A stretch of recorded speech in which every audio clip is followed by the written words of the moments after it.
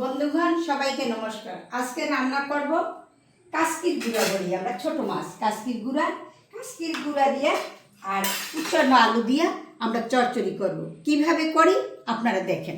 আমি এখন রান্না শুরু করি। প্রথম আমি চুলা অন করব।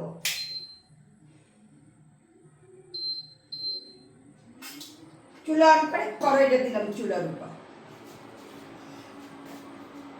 কড়াইতে কিছু সরিষার তেল দিয়ে দেব।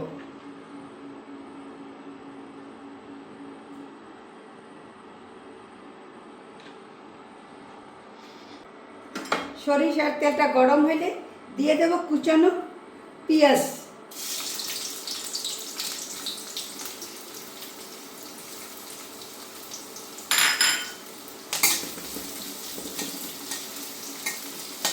ধীরে আমি পেঁয়াজের কুচাটা ভাজি করবো। যখন দেখবো যে লাল লাল হয়ে গেছে তখন আমি আলু কুচাগুলো দিয়ে দেবো। মাঝখান থেকে আমি একটা কাজ করি, এই যে আমার কাসকির গুঁড়া, তাতে আমি অল্প করে একটু লবণ আর একটু হলুদের গুঁড়া মাখিয়ে দেব। তাহলে মাছটা কি হবে, মাছটা একটু দেখতে লালচা লালচা লাগবে।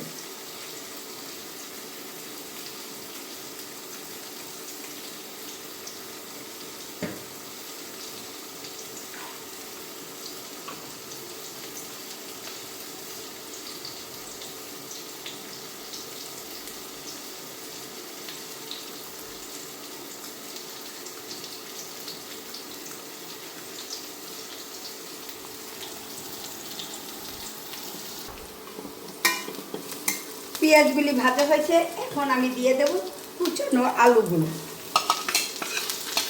দেবো। ওই আলু কুচানো ভিতরে আমি 4-5টা কাঁচামরিচ রেখে দিচ্ছি। কাঁচামরিচ, কারণ যে কোনো ভাজিতে একটু কাঁচামরিচ দিলে খুব স্বাদ লাগে। এখন আমি কুচানো আলু কুচি ভিতরে দিয়ে দেব পরিমাণ মতো হলুদের গুঁড়া,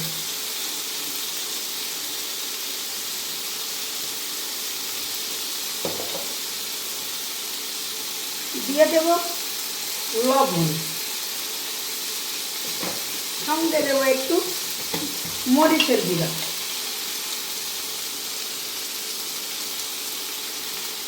ঝালের জন্য আর রঙের জন্য মরিচের গুঁড়া দিলে রঙটা একটু অন্যরকম দেখা যাবে। এখন আমি আস্তে ধীরে আলুর কুচাগুলো ভাজতে থাকবো। যখন কুচিগুলি লাল লাল হয়ে যাবে তখন ওই মাছগুলি আমি দিয়ে দেবো। আলুর কুচিগুলি সিদ্ধ হবার জন্য আমি একটু ঢেকে দেবো কিছুক্ষণের জন্য। এখন সরাটা তুলে ফেলি। দেখেন আলুটা কত সুন্দর ভাজা হয়েছে, লালচা করে খুব সুন্দর করে ভাজা হয়ে গেছে। এখন এই আলু ভাজি দিটা আমি দিয়ে দেব এই ছোট মাছগুলো।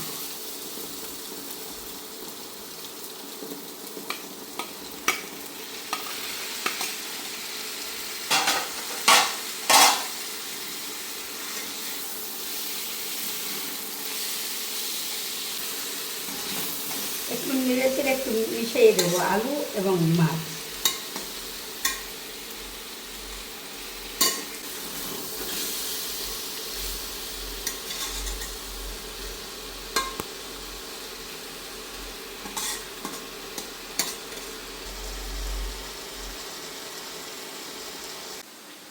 এখন একটু আমি মাছগুলিতে একটু ধনিয়ার গুঁড়ো দিয়ে দেবো, তাতে করে একটু অন্যরকম একটু স্বাদ হবে। এর জন্য নামাবার একটু দিয়ে দেবেন ধনিয়ার গুঁড়ো, দিয়ে আরেকবার একটু নেড়ে দেখবেন মাছগুলি কত সুন্দর এবং আলু কত সুন্দর করে ভাজা হয়েছে। আরেকটু সময় পর আরেকটু ভাজা হবে। ধনিয়ার গুঁড়ো দিলাম, আরেকটু দিই, আরেকটু সময় রাখি। চুলাটা অফ করে দেব।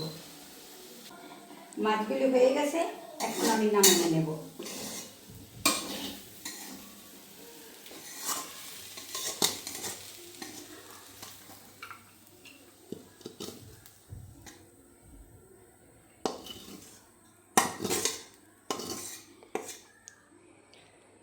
দেখেন কত সুন্দর করে ভাজা হয়েছে।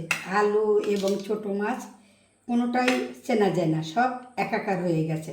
এমন সুন্দর করে এই মাছগুলি এবং আলুগুলি ভাজা হয়েছে। দেখেন আপনাদের যদি ভালো লাগে তবে এইভাবে আপনারাও ভাজবেন এবং খাবেন। খাইয়ে দেখবেন কেমন লাগে। আমি আশা করি আপনারা খেয়ে খুব খুশি হবেন এবং খুব ভালো লাগবে। আর আমার এই ভাজিটা যদি আপনাদের ভালো লেগে থাকে তবে আপনারা লাইক করবেন, কমেন্ট করবেন এবং সাবস্ক্রাইব করবেন। সর্বক্ষণ আমার সাথে থাকবেন। আপনাদের সবাইকে আবার ধন্যবাদ।